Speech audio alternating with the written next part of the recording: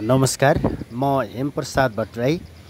यति बेला म श्रीकृष्ण गण्डकी माध्यमिक विद्यालय रम्बा 1 असेर्दी पाल्पाको ठिक गेट अगाडि रहेको छु र म यस भिडियोमा विद्यालय परिसरमा हालसालै भएको भौतिक सुधार र सौन्दर्यकरणलाई देखाउने प्रयास गर्दैछु। यहाँहरूले देख्न सक्नुहुन्छ यस विद्यालयका भवनहरूमा भर्खर मात्रै रङ लगाउने काम सम्पन्न भएको छ। झ्याल ढोका र भित्ताहरूमा गरिएको नयाँ रङरोगनले विद्यालयको पुरानो स्वरूपलाई पूर्ण रूपमा ताजा बनाएको छ। यति मात्रै होइन, विद्यालयको आँगन अथवा प्राङ्गणमा पनि ढलान भएको छ, जसले विद्यालयको परिसर निकै सुन्दर एवं सफा बनाएको छ।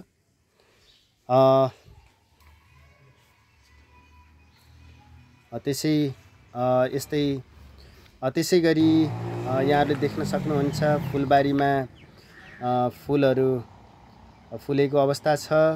यो जुन भवन यहाँहरूले देख्दै हुनुहुन्छ यो विद्यालयको सभा हल हो। यो भर्खर यो सम्पन्न भएको छ।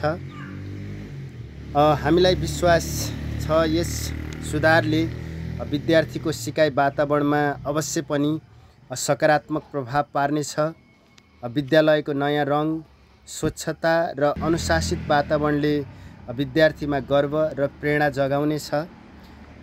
यहाँहरूले देख्न सक्नुहुन्छ विद्यालयका प्रत्येक कक्षा कोठाहरू भित्र पनि रङरोगन भएका छन्, जसले विद्यार्थीहरूमा थप नयाँ ऊर्जा सञ्चार गर्नेछ र समग्रमा यो सुधारले विद्यालयको शैक्षिक गुणस्तरलाई पक्कै पनि सकारात्मक प्रभाव पार्नेछ भन्दै म यो छोटो भिडियो क्लिपबाट अहिलेलाई बिदा चाहन्छु।